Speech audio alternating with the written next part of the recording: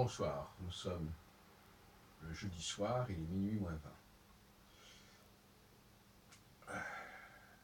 Je voudrais revenir sur la question de la célébration du Shabbat. C'est un cas assez curieux en fait, quand on y réfléchit sur le plan cosmique, cyclique. Parce que, comme je l'ai dit précédemment,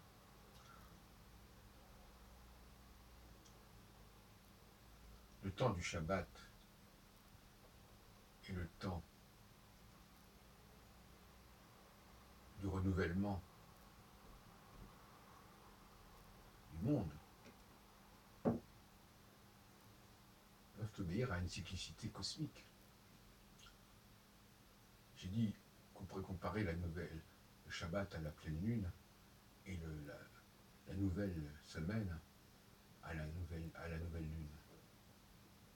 Oui, mais entre la pleine lune et la nouvelle lune, il y a quand même 15 jours. Et même si on reste sur la base non plus d'un mois, mais d'une semaine, diviser 15 jours par 4, ça donne 3 jours et demi. Donc, le Shabbat devrait être à 3 jours et demi de la nouvelle semaine. Parce qu'il ne peut pas être au même moment. Certains pourraient dire, bah oui, c'est au même moment qu'il y a la nouvelle semaine et l'ancienne semaine. Non, la fin de la semaine, au sens limitrite du terme, c'est justement une seconde avant le début de la semaine, mais néanmoins, le processus de fin de semaine, il est quand même beaucoup plus long que ça. Alors pour les juifs actuellement, c'est un jour avant. Moi, je dirais que c'est 3 jours et demi avant. Donc, on a cette possibilité de transposer, en divisant par 4, le cycle lunaire. Ce qui est quand même un peu problématique. L'autre solution, que j'aime assez, mais qui est peut-être un peu singulière, pas tant que ça d'ailleurs, c'est de tenir compte des 4 étoiles fixes royales. On retrouve d'ailleurs dans la vision d'Ézéchiel et ailleurs aussi, avec le lion, l'aigle, le taureau et l'homme. Bon, j'ai fait déjà pas mal de commentaires à ce sujet, mais on va rester sur le plan cosmique. Ce sont 4 étoiles qui forment en gros une sorte de carré dans le cosmos, et la Lune va se conjoindre, va rencontrer chacune de ces étoiles, en gros, tous les 7 jours. En réalité, elles ne forment pas un carré parfait, donc en effet, ça peut varier d'un jour de plus ou un jour de moins. Tantôt, ça serait plutôt 6 jours d'écart, et tantôt, ça serait plutôt 8 jours d'écart. Mais le principe reste valable, à savoir que globalement, ce serait une façon de justifier les 4 semaines. Et non pas par rapport au Soleil. Parce que la nouvelle lune, comme vous savez, c'est la conjonction Soleil-Lune.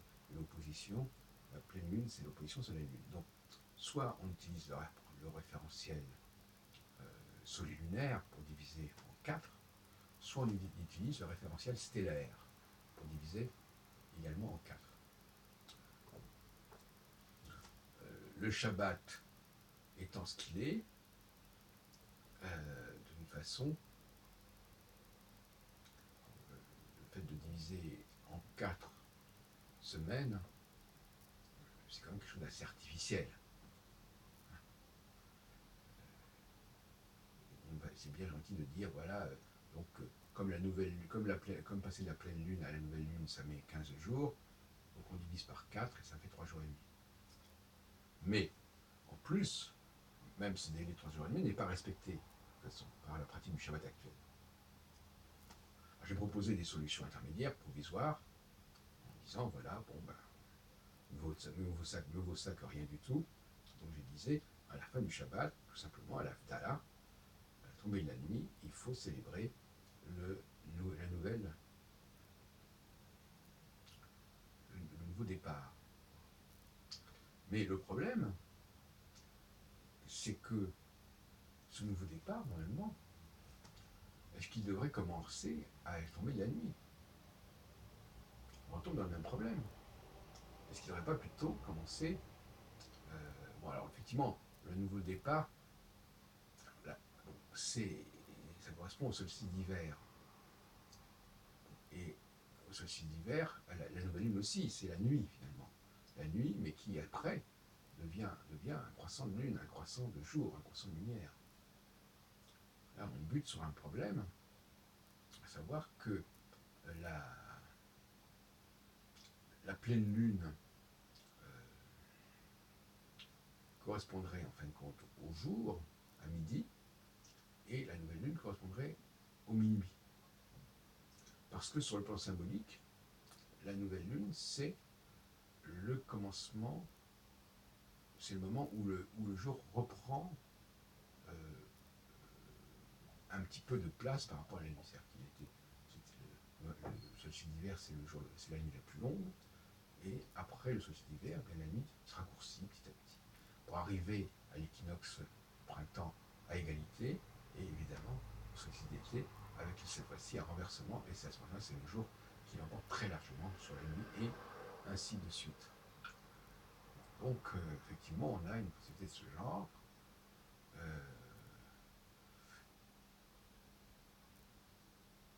Mais comme je l'ai dit dans une précédente vidéo, la division du mois, les Juifs célèbrent le début du mois à la nouvelle lune, donc, voilà, donc en fin de compte en pleine nuit, en fin de compte, de toute façon, et donc le Shabbat devrait, puisque le Shabbat c'est le contraire de la nouvelle lune, le Shabbat devrait avoir lieu 15 jours après la nouvelle lune, c'est-à-dire qu'elle correspond à la pleine lune. Actuellement, par exemple, on est en période de pleine lune.